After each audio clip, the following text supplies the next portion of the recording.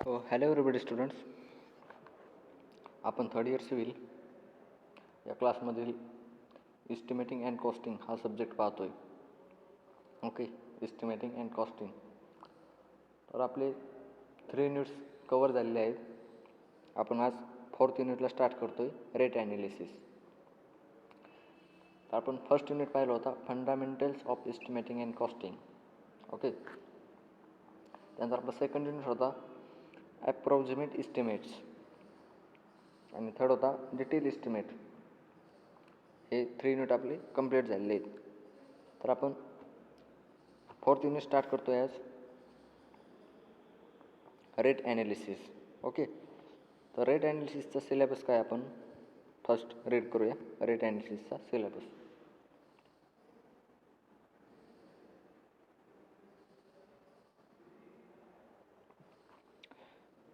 तर रेट ॲनालिसिसमध्ये त्याची definition, purpose, importance and factor affecting of rate analysis हे आपल्याला सिलेबसमध्ये पाहायचं आहे.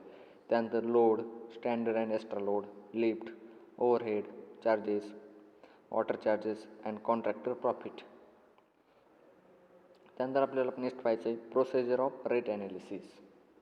ओके, त्यानंतर टास्क वर्क हा आपला न्यू पॉईंट असणार आहे. टास्क वर्कमध्ये definition, factor affecting, types of task work different skilled labour for different items. Okay, हे आपल्या सिलेबसमध्ये आहे. त्यानंतर लेबरच्या कॅटेगरीज कसल्या आहेत, तर their daily wages, types on number of labours of different आयटमवर, कोणत्या वर्कसाठी कोणतं लेबर आपल्याला यूज करावं लागतं हे आपल्याला या चॅप्टरमध्ये पाहायचं आहे. त्यानंतर load carrying capacity of different types of vehicles, जे आपली वाहनं असतात लोड ट्रान्सफर करण्यासाठी, ते पण आपल्याला इथं पाहायचं आहे. Transportation of material and their hire charges, त्याचे चार्जेस किती लागतात. नंतर next preparing rate analysis of different item work. Rate analysis आपल्याला डिफरंट वर्कसाठी किती लागतं ते आपल्याला इथं प्रिपेअर करायचं आहे. PCC work, RCC work, column beam, lintel slab, brick masonry, stone masonry, filter fried, tile flooring, plastering, wood work for doors. हा आपला रेट ॲनालिसिसमधला सिलेबस आहे. ओके, तर आपण फर्स्टली स्टार्ट करूया इंट्रोडक्शन. ह्या युनिटचं इंट्रोडक्शन नेमकं काय, ह्या युनिटमध्ये काय पाहायचं आपण सिलेबसमध्ये पाहिलं आहे इंट्रोडक्शन देताना. तर आपलं introduction, rate analysis is nothing but determination of rate per unit specific term. म्हणजे रेट ॲनालिसिस काय आहे, हे नाही पण काय आहे, determination of rate per unit of specific item. कोणत्याही डिटर्मिनेशन करताना rate per unit of specific item आपल्याला काय करायचं आहे, स्पेसिफिक आयटमचं रेट काढायचं आहे. यामध्ये rate analysis gives us idea of material required for completing specific item. हे रेट ॲनालिसिस आपल्याला काय करतं, आयडिया देतो एक, की आपल्याला किती मटेरियल रिक्वायर्ड लागतं आहे त्या कन्स्ट्रक्शनसाठी, कम्प्लिटिंग ऑफ स्पेसिफिक आयटमसाठी, असं त्या इंट्रोडक्शनमध्ये सांगितलं आहे. Rate analysis helps us to control the consumption of material on site. Due to task work, the productivity of labor is also checked. म्हणजे काय सांगितलं आहे, रेट ॲनालिसिसच्या मदतीने आपण काय करू शकतो, control of the consumption of material on site. आपण control the consumption of material साईटवरती करू शकतो. कशाच्या माध्यमातून, due to task work the productivity of labour is also checked. अशा प्रकारे आपण करू शकतो. हे झालं रेट ॲनालिसिसचं introduction. Okay,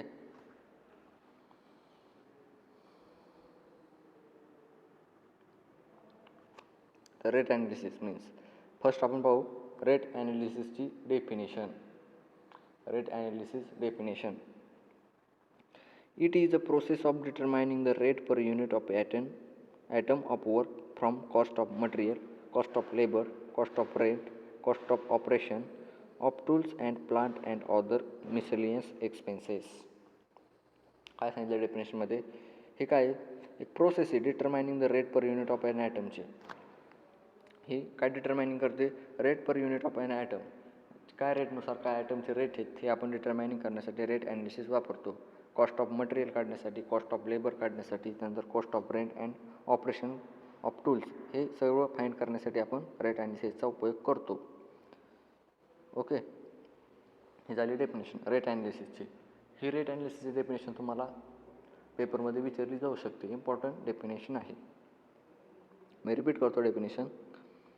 it is a process of determining the rate per unit of an item of work from cost of material, cost of labor, cost of rent and operation of tools and plant and other miscellaneous expenses.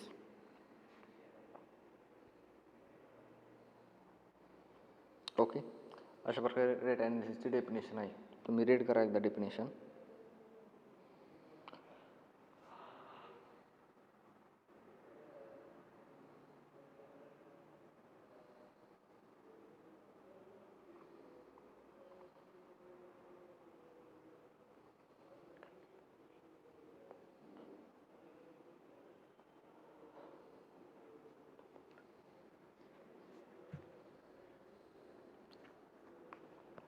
Okay, त्यानंतर next purpose of rate analysis. त्याचे फायदे काय काय आहेत आपल्याला. Purpose of rate analysis, तर इथे 6 purpose दिलेले आहेत पर्पज ऑफ रेट ॲनालिसिस. तर फर्स्ट पर्पज आपण पाहू. To know actual cost of item. आपल्याला काय माहिती पडते त्याच्यामुळे. To know actual cost of item, आपल्याला जी ॲक्च्युअल कॉस्ट असते ॲटमची ती या रेट ॲनालिसिसमध्ये माहिती पडते. त्यानंतर सेकंड पर्पज आहे टूक नो लेबर कॉस्ट. आपल्याला जी लेबरसाठी कॉस्ट लागते ते याच्यामुळेच आपल्याला माहिती पडते. टूक नो लेबर कॉस्ट. त्यानंतर थर्ड पर्पज आहे it is useful for material management. हे युजफुल कशासाठी होतं. मटेरियलचं मॅनेजमेंट करण्यासाठी पण रेट ॲनालिसिसचा उपयोग होतो. त्यानंतर नेक्स्ट पर्पज आहे to choose contractor for giving contract. जर रेट ॲनालिसिस असलं तर आपल्याला कॉन्ट्रॅक्टर काय करतो, जर ते आपल्याला कॉन्ट्रॅक्ट घ्यायचं का नाही हे त्याच्यावरून ठरवतो. To choose contractor for giving contract. त्यानंतर फिफ्थ पर्पज आहे टू सिलेक्ट लेबर कॉन्ट्रॅक्टर. आपण त्याच्या लेबर कॉन्ट्रॅक्टर असतं ते आपल्याला सिलेक्ट आपण करू शकतो रेट ॲनालिसिसनुसार. नंतर लास्ट पर्पज काय to compare rates of contractor and rate of department owner. हे कम्पेअर काय करतं रेट्स ऑफ कॉन्ट्रॅक्टरचे रेट्स आणि त्याच्या रेट ऑफ डिपार्टमेंटचे किंवा ओनर जो असेल त्याचे हे रेट कम्पेअर करतं. ओके, अशा प्रकारे आपण पाहिले पर्पज ऑफ रेट ॲनालिसिस. मी रिपीट करतो पर्पज ऑफ रेट ॲनालिसिस पुन्हा एकदा. फर्स्ट होता to know actual cost of item. तर second to know labour cost.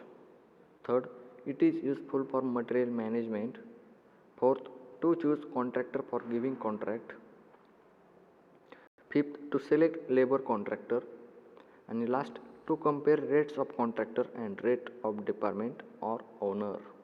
अशा प्रकारे हे आपण पाहिले पर्पज ऑफ रेट ॲनालिसिस. अगोदर आपण डेफिनेशन पाहिली, त्यानंतर purpose of rate analysis.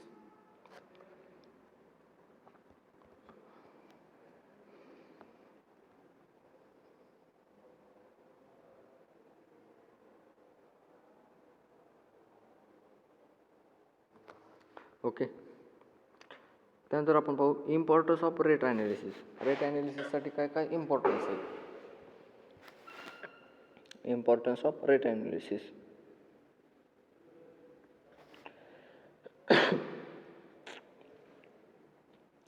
It is really important to know the quantity of material. म्हणजे काय करतं त्यातलं रिअली इम्पॉर्टंट काय आहे ते आपल्याला माहिती होती. क्वांटिटी ऑफ मटेरियल, किती मटेरियलची क्वांटिटी किती लागणार आहे आपल्याला, ती पण आपल्याला रेट ॲनालिसिसनुसार माहिती होते. त्यानंतर नंबर ऑफ लेबर्स, ते किती लागणार आहे. नंतर रेट ऑफ रॉ मटेरियलचं रेट किती आहे. त्यानंतर rate of rent of machinery etcetera in advance. Therefore before execution of work starts. म्हणजे वर्क स्टार्टच्या एक्सप्रेशनच्या अगोदर आपल्याला काय काय लागणार आहे हे आपल्याला रेट ॲनालिसिसनुसार माहिती पडतं. ओके, रिपीट करतो मी point. It is really important to know the quantity of material, number of labours, rate of raw material, rate of rent machinery etcetera advance there is before execution of work starts.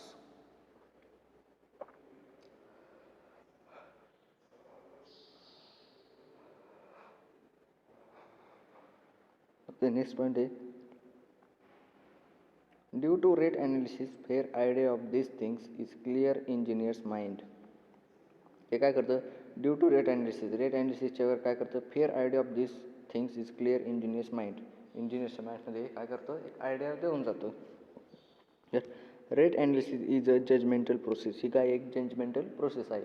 Rate analysis ही काय एक judgemental process आहे. म्हणजे काय, due to rate analysis fair idea of this things is clear engineers mind.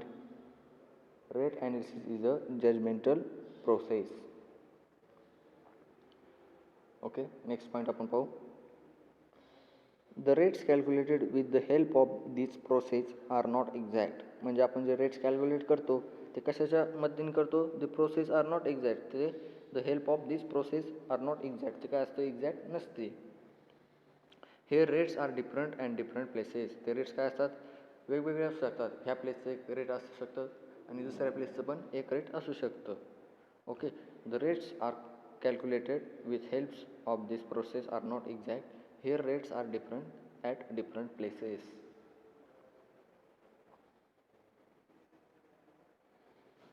Okay, next, but due to rate analysis purchasing of material becomes easy. म्हणजे त्यावेळेस काय करतो, ॲनालिसिसच्या पर्चेसिंगच्या वेळेस मटेरियल काय करतो, बिकम्स इझी. हे काय बिकम सोपे आहे असं रेट ॲनालिसिस सांगते. But due to rate analysis purchasing of material becomes easy.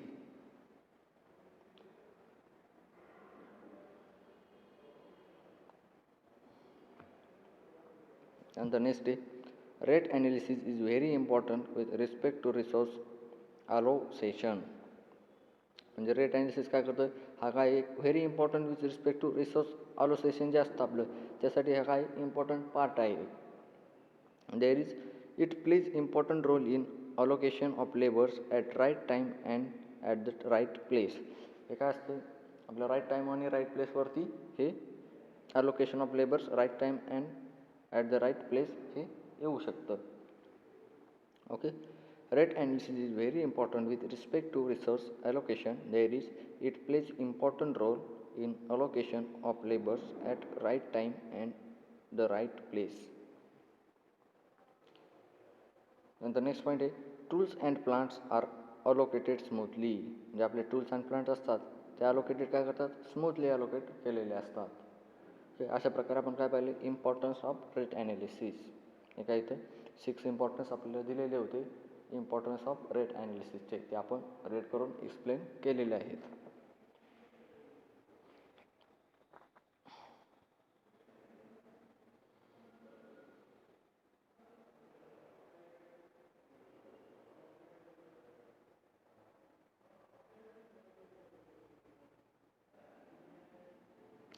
Okay, त्यानंतर काय, factors affecting of rate analysis. त्यानंतर काय फॅक्टर पडतात पहा, factors affecting of rate analysis. Factors affecting of rate analysis, तर 2 फॅक्टर्स पडतात. फर्स्ट होतो मेजर फॅक्टर आणि सेकंड पडतो minor factor. Factors affecting of rate analysis, first आहे मेजर फॅक्टर आणि सेकंड आहे मायनर फॅक्टर.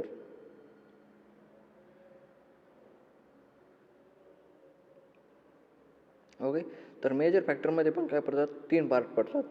फर्स्ट पडतो मटेरियल, सेकंड लेबर आणि थर्ड स्पेसिफिकेशन. फर्स्ट पडतो मटेरियल, सेकंड लेबर आणि थर्ड स्पेसिफिकेशन.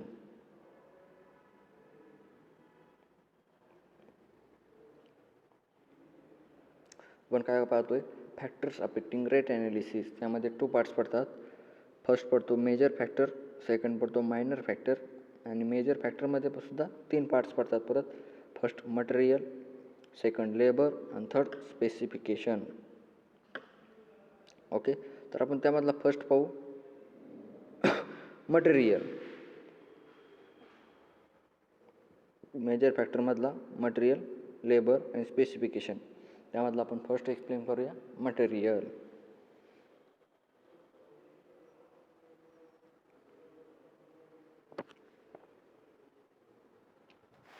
त्यामध्ये about 50% of total cost is material cost.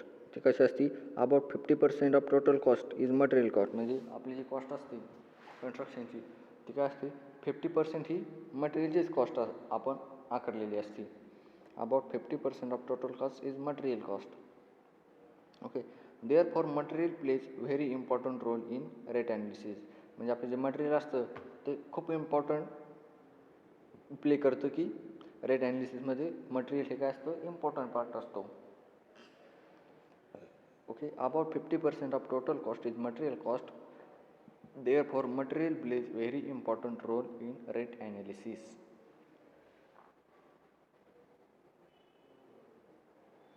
Then the next point is, if locally available material should be used for the work, then rate of atom is less as compared to other location.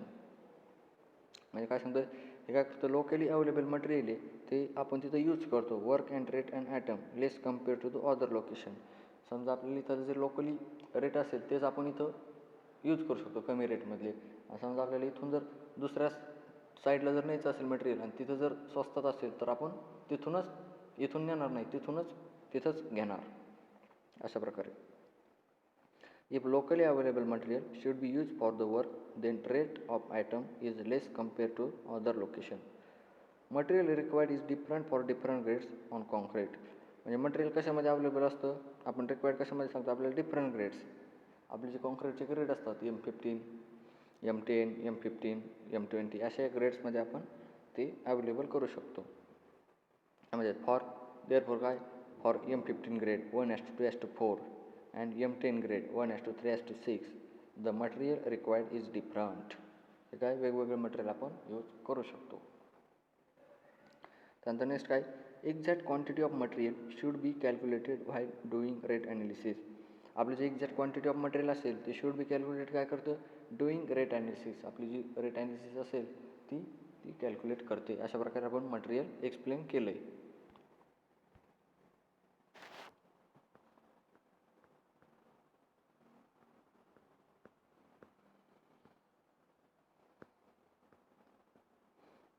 First आपण पाहिला material, तर second आपण पाहू आता labour.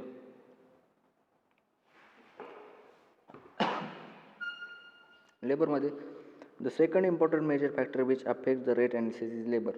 हा काय second important major factor आहे rate ॲनालिसिसमधला, लेबरमधला. ओके, तर next the number of labours are decided using task work or out turn per day. म्हणजे नंबर ऑफ लेबर आपण कशावर करतो, ते त्यांना एक टास्क देतो, त्यांचं जे दिवसभराचं डे वर्क असेल, टास्क वर्क असेल, त्याच्यावर ते लेबर आपल्या इथं कामाला येतं पर डे. एका दिवसाचं काम देतो किंवा आपण काय करतो उक्तच देऊन टाकतो, त्याला काय म्हणायचं टास्क वर्क. आणि किंवा आपण रोजाने लावतो त्याला काय म्हणायचं डे वर्क. ते कशानुसार आपण ठरवतो, ॲज पर PWD महाराष्ट्रानुसार आपण ते ठरवतो. Labour rate depends upon type of worker और लेबर रिक्वायर्ड. तर लेबरचे रेट कशावर अवलंबून असतात, ते कशा प्रकारे काम करत आहेत, कोणतं काम करत आहेत त्या वर्कवरती अवलंबून असतात. त्यानंतर टाईप ऑफ वर्कर, त्या वर्करचा टाईप कोणता आहे, तो मजदूर आहे का, मिस्त्री आहे का, इंजिनियर आहे, त्याच्यावरती अवलंबून असतात. त्यानंतर लेबर रिक्वायर्ड किती आहे आपल्याला, त्याच्यावरती त्यांचं ते लेबर रेट डिपेंड असतो. म्हणजेच काय, the number of labours are decided using task work or out turn per day as per PWD Maharashtra. Labour rate depends upon type of worker and labour required. Okay, त्यानंतर next पाहू आपण. For example labour rate of excavation of residential building and excavation of tunnelling is different. म्हणजे आपलं labour rate जे असेल ते एक्सकॅव्हेशन of रेजिस्ट्रेशियल बिल्डिंगचं आणि एक्सकॅव्हेशन of टनलिंगचं हे वेगवेगळे रेट असेल त्या लेबरचं. आपण जे रजिस्ट्रेशन बिल्डिंगला जे यूज करतो लेबर त्याचं रेट वेगळं, आणि जे आपण एक्सकॅव्हेशन फॉर टनलिंगला करतो लेबर यूज त्याचं रेट वेगळं असणार. Wien the site is located at remote place the labour rate changes. म्हणजे साईट काय करते लोकेटेड, तिथे झालेल्या लोकेशनवरती लेबरचं रेट अवलंबून असू शकतो. Remote place and labour rate changes. त्यामध्ये किती, about 30% of total cost is labour cost. जी 30% जी कॉस्ट असती कन्स्ट्रक्शनची ती काय असते, लेबरचीच कॉस्ट असते. About 30% of total cost is labour cost.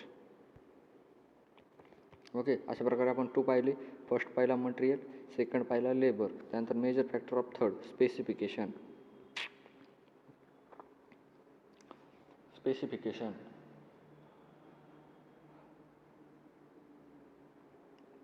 त्यामध्ये आपण पाहू, specification gives the details of items. As per the specification the rate of an item changes. म्हणजे स्पेसिफिकेशन काय सांगतो, specification gives a detail of item. जे आयटमचे details आहे ते स्पेसिफिकेशन काढतं. As per the specification rate of an item changes. ते जे आपले रेट असतील त्या आयटमनुसार ते चेंजेस होत राहतात. त्यानंतर नेक्स्ट आहे for example if in specification it is mention that 2 coats of distemper has to be provided, then the rate is suppose 100 but emulsion point has to provided the rate different. म्हणजे याच्यामध्ये काय सांगितलं आहे आपलं जे specification mention करतो आहे आपण 2 कोट्सचं ते डिस्टेम्पर हॅज टू प्रोव्हायडेड ते काय करतं डिस्टेम्पर प्रोव्हायडेड करतं पण त्यानंतर then the rate is suppose 100 त्याला रेट किती दिला आहे आपण 100 दिला आहे पण emulsion point has provided the rate is different त्याला रेट काय असणार आहे डिफरंट राहणार आहे. ओके त्यानंतर नेक्स्ट आपलं रेट ऑफ माइल steel and for steel is different म्हणजे आपलं माइल स्टीलचं जे रेट राहील आणि आपले साधं स्टीलचं जे राहील ते रेट कसं राहणार आहे डिफरंट राहणार आहे. The specification affect the rate analysis is large scale जर आपलं जे स्पेसिफिकेशन अफेक्ट राहणार आहे रेट ॲनालिसिस ते कसं राहणार आहे लार्ज स्केलमध्ये आपण राहणार आहे. ओके तर आपली काय factors affecting of rate analysis त्यामध्ये फर्स्ट आहे मेजर फॅक्टर आणि सेकंड आहे मायनर फॅक्टर.